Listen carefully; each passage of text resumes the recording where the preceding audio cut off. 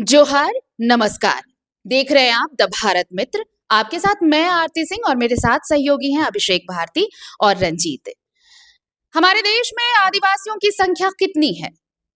ये आंकड़ा आपको 2011 का ही मिलेगा, जब पिछली बार जनगणना हुई थी। उस सेंसस के मुताबिक अब तक हमारे देश में तकरीबन 8% आदिवासी हैं। जो हमारी जनसंख्या है, कुल आबादी का 8% जो है वो आदिवासी हैं। लेकिन झारखंड में कितने आदिवासी हैं? अब जो नए ताजे आंकड़े आएंगे वो आपको 2026-27 में जो जनगणना होनी है उसमें सामने आ जाएंगे। लेकिन इस जनगणना में एक कॉलम को लेकर खूब शोर शराबा हो रहा है, और ये शोर शराबा किस लिए है कि क्या जो कॉलम धर्म के लिए दिए जाते हैं उसमें अन्य का कॉलम है या नहीं है, या फिर सरना धर्म कोड के लिए एक कॉलम दिया जाएगा। इन सारी चीजों को लेकर खूब विवाद चल रहा है। अलग अलग आदिवासी संगठन भी खूब प्रदर्शन कर रहे हैं, आंदोलन कर रहे हैं। और इसी कड़ी में देखिए, राष्ट्रीय आदिवासी समन्वय समिति जो है वो अब उनका एक अलग आंदोलन शुरू होने वाला है अगले साल, यानी नए साल 2026 में। 25 फरवरी को एक बड़ा आंदोलन होगा जंतर मंतर पर। वहां पे देश भर के आदिवासी जुटेंगे, ये अभी दावा किया जा रहा है। लेकिन इन सब के बीच एक अफवाह भी ये फैली कि भाई, अफवाह ये थी कि अन्य का जो कॉलम है, इसी अन्य में आदिवासी जो है अपने लिए आदिवासी लिखकर अपना आंकड़ा दर्ज कराते थे। तो ये अफवाह फैली कि ये अन्य का कॉलम ही हटा दिया गया है, लेकिन ये अफवाह गलत है। इन सब चीजों को लेकर देव कुमार धान ने प्रेस कॉन्फ्रेंस की है। प्रेस कॉन्फ्रेंस में बहुत सारी चीजों को उन्होंने बताया है, कुछ अफवाहों पर भी बात की है। पहले सुन लेते हैं प्रेस कॉन्फ्रेंस, उसके बाद बाकी चीजों पर बात करेंगे। सुनिए क्या कुछ कहा है देव कुमार धान ने। तो इसलिए चूंकि हम ना ईसाई हैं, ना हम हिंदू हैं, ना मुसलमान हैं, ना सिख है, जैन, हम सबसे अलग हैं। तो हमारा ऑलरेडी धर्म कुलम 1951 तक हमारा अलग गिनती होती थी। उस उसको हम लोग पुनः जो है मांग कर रहे हैं। क्योंकि हिंदू में जैसे वर्ण व्यवस्था है, ब्राह्मण, क्षत्रिय, वैश्य और शूद्र, उसमें आदिवासी कहाँ है? नहीं नहीं है। तो लेकिन लोग जबरदस्ती अपनी वोट के लाभ के लिए लोग इस तरह का बात करते हैं। हमारी अलग धार्मिक व्यवस्था है कि भाई पहान है गांव में, हमारा अलग सरना है, सारा चीज अलग है। हमारी शादी व्यवस्था अलग है, हमारा जन्म संस्कार अलग है, मृत्यु संस्कार अलग है, कर्म, सरूल, इस तरह की सारी चीज अलग हैं। तो हम हिंदू हैं ही नहीं, तो हम उसमें कैसे जाएंगे? कई लोग जो है ईसाई धर्म अपना लिखते हैं, वो भी तो आदिवासी की श्रेणी में आते हैं। आप जैसा कह रहे हैं कि हम लोग एकदम अलग है, आदिवासी धर्म को लिखिएगा, लेकिन कई लोग तो ईसाई धर्म भी लिखते हैं ना कलम में। नहीं, देखिए, निश्चित है कि ईसाई जो है झारखंड में अगर देखेंगे 2011 के अनुसार तो 13 लाख लोग ईसाई बना है। तो उनको 3 नंबर कोड मिला है, हिंदू को 1 नंबर मिला है, मुसलमान को 2 नंबर मिला है, ईसाई को 3 नंबर। हमारा तो कोड नहीं है। तो जो जिस धर्म में है वहां लिख रहे हैं। हमारा कोलम नहीं है, इसलिए हम धर्म कोलम की मांग कर रहे हैं। वो अपना 3 नंबर में लिख रहे हैं, हिंदू 1 नंबर में लिख रहे हैं। चूंकि हमको किसी धर्म से नहीं है, कोई भी आदिवासी अगर हिंदू ही हम हैं कह के हिंदू धर्म ही स्वीकार करना चाहे तो वो कर सकता है, मुस्लिम धर्म स्वीकार कर सकता है। उसमें हम लोग कैसे रोक सकते हैं? हम लोग तो रोक नहीं सकते।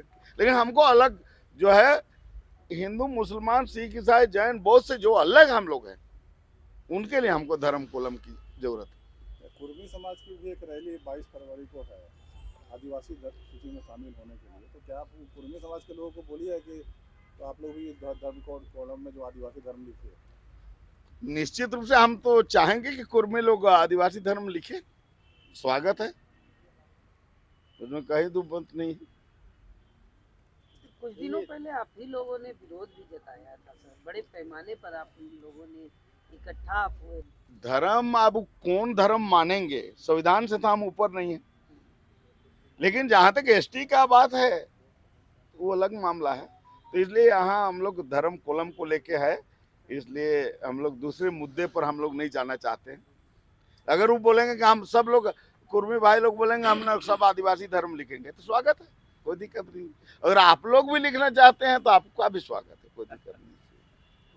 धार्मिक पहचान से वंचित रखना आदिवासी समाज को क्या प्रमुख कारण है इसके कि आप लोगों की मांगों को जो है नकारा? देखिए, निश्चित रूप से अगर आप देखेंगे 1871 से 1951 तक हमारी अलग जनगणना हुई।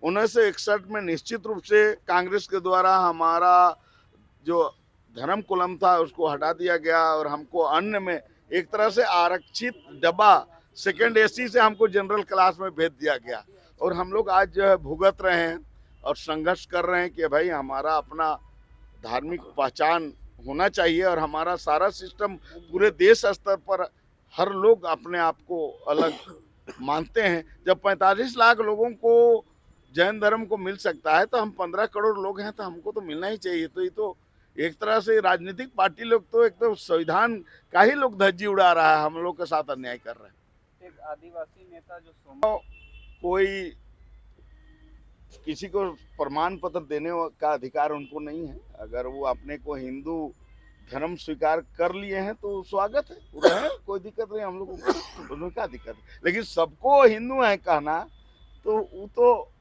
मैंने बहुत गलत बयानी है।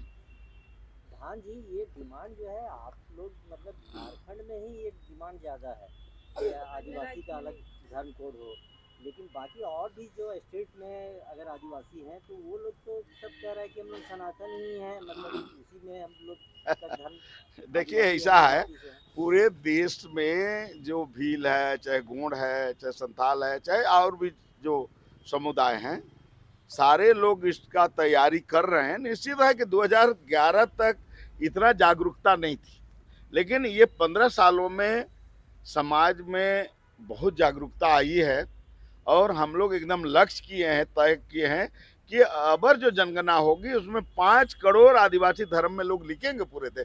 आपको रिजल्ट आएगा 2027, रिजल्ट आने के बाद हम लोग बात करेंगे। निश्चित है कि भील जो है यहाँ 2 करोड़ से अधिक संख्या है, जो है 1.5 करोड़ करीब गोंड है। इस तरह से बड़े जब संख्या लोग लिखेंगे तो आप समझ सकते हैं कि भाई पूरे देश स्तर पर हमारी जनसंख्या अच्छा खासी अपने धर्म में आएगा। तो सुना आपने, तो आपको अब ये समझ में आ गया होगा कि कुछ जो अफवाहें हैं वो महज अफवाह हैं, अफवाहों पर ध्यान मत दीजिए।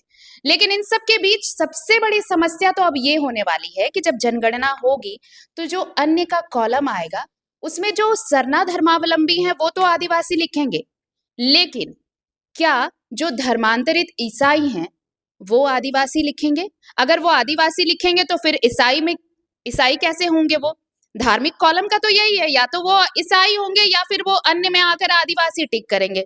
भारती, ये बड़ा पेच है और ये जब तक नहीं सुलझेगा, और शायद यही वजह है कि डिलिस्टिंग की मांग की जा रही है कि डिलिस्टिंग से एक ट्रांसपेरेंसी आएगी, एक बाइफर्केशन होगा कि भाई आप ईसाई हैं तो ईसाई धर्म में जाएंगे और जो सरना धर्मावलंबी हैं, जो आदिवासी हैं, वो आदिवासी अन्य के कॉलम में जाएंगे और आदिवासी को टिक करेंगे या लिखेंगे। क्या है ये?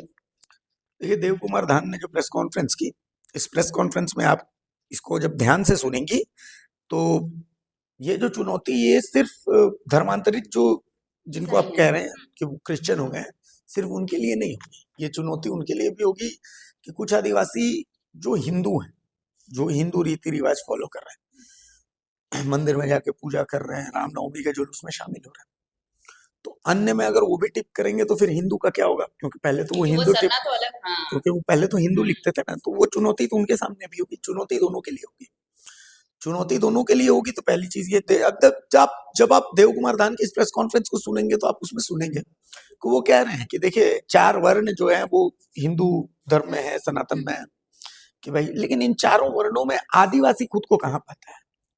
आदिवासी न अपने आप को ब्राह्मण में रख सकता है, आदिवासी न अपने आप को वैश्य में रख सकता है, न क्षत्रिय में रख सकता है और न शूद्र में रख सकता है। ठीक है, आदिवासी इन चारों वर्णों से बाहर है। ठीक है, जो जाति व्यवस्था थी उस जाति व्यवस्था में भी आदिवासी अपने आप को नहीं पाता है। जो आदिवासी है, मतलब आप जो यहाँ की जाति है, उस जाति व्यवस्था में भी आप अपने आप को, जो आदिवासी है वो अपने आप को फिट नहीं पाता है। तो इस आधार पर आदिवासियों के लिए एक अलग धर्म कोड की जरूरत तो है, इसमें कोई शक है ही नहीं। अब इसमें प्रेस कॉन्फ्रेंस में एक बात तो ये क्लियर हो जाती है कि भाई आदिवासी जो है, मान लिया कि देव कुमार धान ने कहा कि हमारा टारगेट है कि पूरे देश भर से 5 करोड़ लोग जो है, अगर उस समय तक अलग धर्म कोड केंद्र सरकार नहीं देती है तो ऐसी स्थिति में 5 करोड़ लोग जो है वो अन्य धर्म जो है उस कॉलम को टिक करेंगे। वो ना हिंदू होंगे, ना मुस्लिम होंगे, ना सिख होंगे, ना ईसाई होंगे, ना जैन होंगे, ना पारसी होंगे। वो अपना एक अलग जो प्रकृति के पूजक है, उनका मकसद ये रहेगा कि हम प्रकृति पूजक हैं।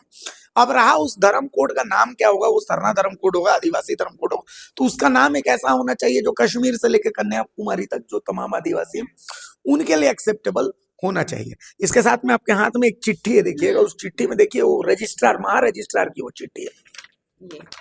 ये दर्शकों को हम दिखा देते हैं, देखिए ये महारजिस्ट्रार की चिट्ठी है, उसमें क्या लिखा है ये मैं आपको बता देता हूँ। ये महारजिस्ट्रार जो है ये देव कुमार धान को लिखती हैं कि उपर्युक्त विषय के संबंध में कृपया आपने पत्रांक 10/25 दिनांक 28/2/2025 का संदर्भ लें। मुझे आपको यह सूचित करने का निर्देश किया गया है कि दशकीय जनगणना में भारत के लोगों द्वारा बताए गए धर्मों के साथ साथ उनके विभिन्न सामाजिक, आर्थिक और जनसांख्यिकी आंकड़ों को एकत्रित, सारणीबद्ध और प्रकाशित किया जाता है। जनगणना में स्थापित प्रक्रिया के अनुसार उत्तरदाताओं द्वारा बताए गए धर्मों, पंथों, विश्वासों को उसी प्रकार दर्ज किया जाता है। जिन्होंने अपने आप को किसी भी धर्म का अनुयायी नहीं बताया, उन्हें धर्म नहीं बताया, रिलीजन नॉट स्टेटेड शीर्ष के अंतर्गत वर्गीकृत किया जाता है। तो यानी कि जिनको लगता है कि उनके पास कोई जवाब नहीं, तो वो रिलीजन नॉट स्टेटेड, जिसको अन्य की बात कही जा रही है, उस अन्य में वो टिक कर सकते हैं और टिक करके वो अपने धर्म को वहां पर बता सकते हैं कि हम इन जो ऊपर में लिस्टेड है उनसे इतर भी एक धर्म है जिस धर्म को हम लोग फॉलो करते हैं। रंजीत जी देखिए, अगर ये स्टेटेड किया जाएगा कि वो जो उपरोक्त कहते हैं ना कि ऊपर में जो भी रिलीजन दिया गया है हम उससे नहीं, मतलब ये मैच नहीं है, तो भाई वो अपना अन्य का कॉलम ऐसे भरेंगे। लेकिन इससे अलग ये दो धड़ा है। एक धड़ा अब भी ये मांग कर रहा है कि सरना धर्म कोड आना चाहिए, सरना धर्म कोड के लिए एक अलग कॉलम हो जाना चाहिए, क्योंकि अब जो भी अन्य का रिलीजन, अब जैसे देखिए हिंदू में भी बढ़ जाएंगे, वो ईसाई में भी बढ़ जाएंगे, तो फिर वास्तविक आदिवासियों की संख्या क्या है वो फिर पता नहीं चल पाएगी। और यही लड़ाई तो है कि कितने प्रतिशत आदिवासी हैं। और ये कहा जा रहा है कि जब तक ये सरना धर्म कोड की मांग को आप सिर्फ हवाई बातें करके नहीं उठा सकते, जब तक ये पॉलिटिकल एजेंडा नहीं बन जाएगा तब तक ये कभी भी किसी फोरम पे नहीं आएगा, ना ही सरकारें इस पर ध्यान देंगी। तो ये अन्य का कॉलम अगर वहां पर है, तो इसके साथ साथ अगर सरना धर्म कोड आता है या फिर अलग, तभी ये पता चल पाएगा ना कि आप आदिवासी हैं, सरना धर्मावलंबी हैं या फिर क्या है। देखिए इसमें बात है कि सरना धर्म कोड जो मांग की जा रही थी, तो ये सरना धर्म कोड जो है, सरना जो धर्म मानते हैं लोग या जो अन्य के जो पिछले जनगणना में जिन्होंने सरना लिखा, अन्य के साथ सरना लिखा, तो सरना मूल रूप से झारखंड या झारखंड से जो सटे हुए जो क्षेत्र है वहां पे लोग ही सरना लिखते हैं। अगर पूरे देश जिस प्रकार देखिए इस तरह के मामले में कई लोगों ने आदिवासी समाज को, जो सीधे साधे लोग होते हैं, कई लोगों को गुमराह बहुत किया। लोगों ने कहा कि सरना धर्म कोड हमको चाहिए, हमारी संख्या देश भर में 15 करोड़ है, जबकि आदिवासी तो नॉर्थ ईस्ट से लेकर आपको पूरा वेस्ट तक हर जगह बैठा हुआ है, हर जगह है। बाकी जगह पूछिएगा तो किसी को सरना के बारे में, शब्द के बारे में पता भी नहीं है। तो कुल मिला के झारखंड के ही आसपास के लोगों ने अपने अन्य के कॉलम में सरना लिखा। और अभी जो देव कुमार धान का पत्र है, उससे पहले देव कुमार धान मंत्री भी रहे कुछ समय के लिए और मांडर से एक सब टर्म के विधायक है वो, और काफी तथ्यों के साथ वो बात करते हैं, ये बात उनकी खूबी है। उन्होंने इससे पहले एक पत्र भारत सरकार को भी लिखा था, जब सब लोग सरना धर्म कोड मांगते थे, तो उनका ही पत्र है जो उन्होंने कहा था सरना धर्म कोड हम लोग को चाहिए। तो जो भारत सरकार से जो जवाब आया था कि इस तरह करके तो कि सब लोग अलग अलग धर्म कोड मांग रहे हैं तो बहुत सारे धर्म हो जाएगा, इसलिए सरना धर्म कोड पॉसिबल नहीं है देना। उसके बाद इन लोगों ने एक मुहिम चलाया कि पूरे देश भर के आदिवासियों के साथ कई बार बैठक हुई और इस निष्कर्ष पर लोग पहुंचे कि हम लोग को एक नाम, जो जैसे 61 से पहले जब हटाया गया तो ट्राइब करके था, तो आदिवासी धर्म कोड एक नाम पे हम लोग को सहमत होना होगा, तब जाके हम लोग को धर्म कोड ये मिलेगा। तो इसलिए अब वो नाम जो है हो गया कि आदिवासी धर्म कोड। तो यहाँ के लोग अभी भी जो कई संगठन चला रहे हैं कि सरना धर्म की बात करते हैं, लेकिन चिट्ठी भारत सरकार का 10 साल पहले वो आज जवाब आ चुका है कि सरना नाम से आपको अलग धर्म कोड की मांग कीजिए, लेकिन सरना नाम से आपको नहीं मिल पाएगा, संभव ही नहीं है, तर्कसंगत वो नहीं है। ये बात है। दूसरी बात है कि देव कुमार धान ने अब दूसरों पे फेंक दिया है सारा चीज कि अब जो लोग ईसाई लिखते हैं या जो लोग कुछ लिखते हैं, अब आप लिखिए अब क्या लिखना है। और साथ ही सबसे बड़ी बात, जो कुर्मी समाज जो हमेशा से मांग कर रहा है कि हमको भी आदिवासी सूची में शामिल कीजिए, और कई लोग उसका आदिवासी संगठन लोग विरोध भी कर रहे हैं, उनको भी उन्होंने कहा कि स्वागत है, हम आपको आमंत्रित कर, अगर पहले आप मांग कर रहे हैं कि हमको आदिवासी में शामिल होना है, तो और 25 फरवरी को जो जंतर मंतर में जो इन लोगों का आदिवासी धर्म कोड के लेके धरना है, और धर्म कोड जब तक नहीं मिल जाता है तब तक उन्होंने कहा कि अन्य के कॉलम में आदिवासी धर्म लिखिए, तो कुर्मी समाज जो 22 फरवरी को यहाँ रांची में बड़ी रैली करने वाला है, जिसमें दावा कर रहे हैं कि 5 लाख लोग आएंगे और सभी जाति से, मतलब सभी दलों से भी लोग आएंगे, सभी दलों के हमारे सांसद विधायक या पूर्व विधायक या सांसद आएंगे उसमें। तो उनको एक दिया कि आपको अगर मांग करे तो अपना लिखिए, आप पहले तो आप मान लिखिएगा ना कॉलम में कि हम ऑफिशियली मान लिखिएगा कि हम आदिवासी है, सही उसके बाद मांग कीजिए ना। यही आधार है कि उनका कहना है कि भील समाज के लोग जो राजस्थान के हैं और बाकी लोगों से बातें हो गई, सब मिला के आंकड़ा जो है 5 करोड़ के आसपास लोग, अगर क्रिश्चियन नहीं भी लिखे और जो हिंदू लिखते हैं बाकी नहीं भी लिखे, कई लोग नॉर्थ ईस्ट में बौद्ध भी धर्म मानते हैं आदिवासी समाज के लोग, अगर नहीं भी लिखे तो भी 5 करोड़ का आंकड़ा तो जरूर पहुंचेगा, जो उनका दावा है। अगर 5 करोड़ का आंकड़ा अगर पहुंच जाता है या उसके आसपास पहुंच जाता है तो एक बड़ा दावा माना जाएगा कि अन्य जो धर्म है तो फिर एक अलग कॉलम की बात हो सकती है। ये इतना आसान होगा क्या भारती? मतलब जंतर मंतर पे अगर पूरे देश भर के आदिवासी इकट्ठा होते भी हैं तो जब तक इस नाम पे यूनिफॉर्मिटी नहीं बनती है, एक मत नहीं होता है कि आखिर नाम क्या होगा। क्योंकि आदिवासी, आप यहाँ छत्तीसगढ़ और यहाँ झारखंड, यहाँ सरना धर्मावलंबी ही बोलते हैं और इसी बात पर इनका आंदोलन भी चल रहा है कि सरना सरना सरना, लेकिन देश भर के आदिवासी इससे सहमत नहीं है। तो एक मंच पर लाना ही सबसे बड़ी चुनौती होगी। उसके बाद ये जो आंकड़े हम 5 करोड़ या 6 करोड़ या 7 करोड़ जो भी हैं वहां बिठाने की बात कर रहे हैं, तो एक मंच पर आप आए, सहमति बने, तभी तो ये संभव हो पाएगा। ये इतना पेचीदा केस है आरती कि बाबा कार्तिक उरांव ने पूरे, मतलब सांसद रहते पूरे देश का भ्रमण किया था, नॉर्थ ईस्ट से लेकर के साउथ तक कार्तिक उरांव जो है वो घूमे थे और हर जगह उन्होंने बैठकें की। क्यों?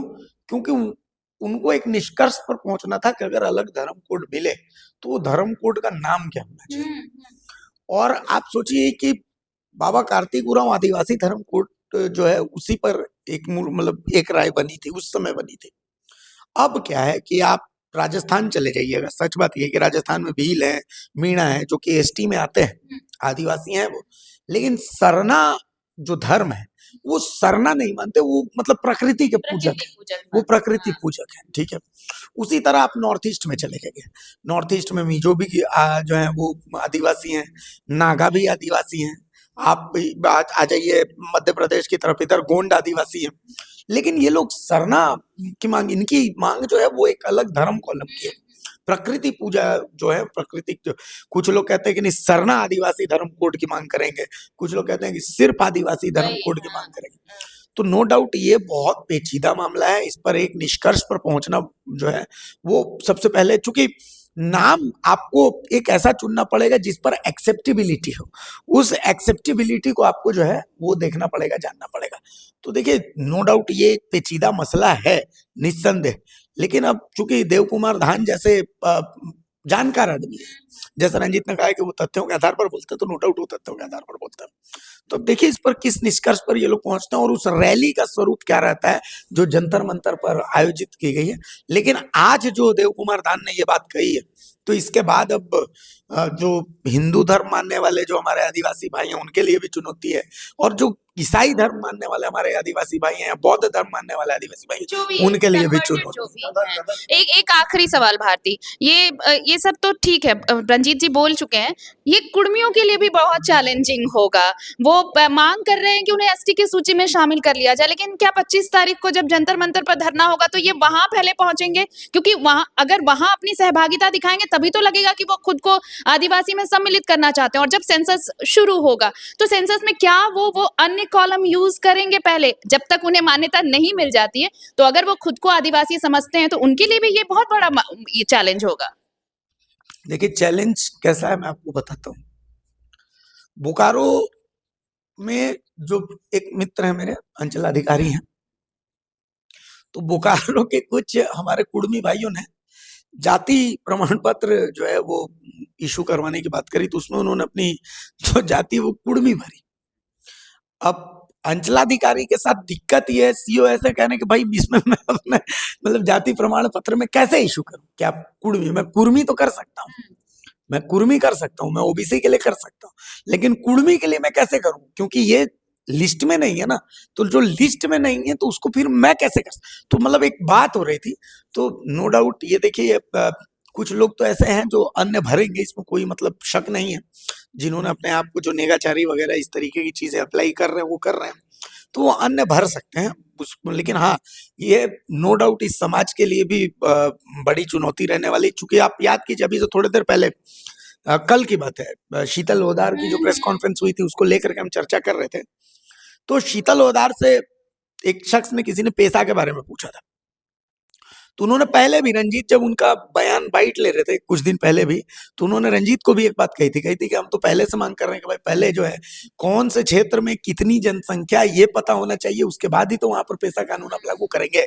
कि भाई मान लिया कि जैसे सिमडेगा है, अब सिमडेगा में साहू जी लोगों की जनसंख्या बहुत ज्यादा है, कहीं कहीं वहां पर ग्राम प्रधान जो है वो कैसे आदिवासी रहेगा, है ना। तो आपको पहले जातिगत जनगणना तो करनी पड़ेगी कि जातिगत जनगणना कर लीजिए। उसके बाद अब जैसे सिल्ली है, सिल्ली में भले ग्राम प्रधान आपका आदिवासी रहेगा, लेकिन वहां पर जो है जनसंख्या तो कुड़मी की काफी है। तो नो डाउट तो ये सब चीजें एक चुनौती आने वाले समय में रहने वाली है।